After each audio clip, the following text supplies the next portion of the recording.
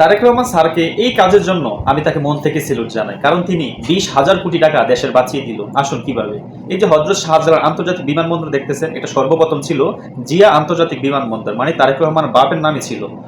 যখন আওয়ামী লীগ ক্ষমতায় আসে, এটাকে কেটে 36,000 কোটি টাকা দিয়ে নাম রাখে হযরত শাহজালাল আন্তর্জাতিক বিমানবন্দর। হযরত শাহজালাল হচ্ছে যিনি ইয়েমেন থেকে বাংলাদেশে সর্বপ্রথম এসে ইসলামের দাওয়াত দেয়। আওয়ামী লীগের নামও রাখে নাই, বিএনপির নামও রাখে নাই। হাসিনা এটাকে হযরত শাহজালাল আন্তর্জাতিক বিমানবন্দর হিসেবে আখ্যা দিছে, খুব ভালো। কিন্তু এখন যখন বিএনপি ক্ষমতা আসছে, তখন প্রস্তাব পাঠাইছে আপনি সেই আগের জিয়া হযরত শাহজালাল আন্তর্জাতিক বিমানবন্দর নাম রাখেন, হযরত শাহজালাল আন্তর্জাতিক বিমানবন্দরটা চেঞ্জ করে ফেলেন। তখন উনি ভাবলো যে দেশের 20,000 কোটি টাকা লস হবে, এটা নামে কি আসে যায়, সেটা তো বিমানবন্দরই থাকবে।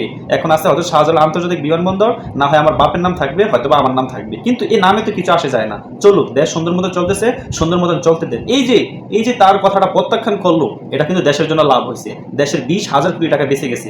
এই কাজের জন্য তারেক রহমান স্যারকে আমি মন থেকে সেলুট জানাই, কারণ যোগ্য নেতা বুঝে কিভাবে দেশের টাকা রক্ষা করতে হয়।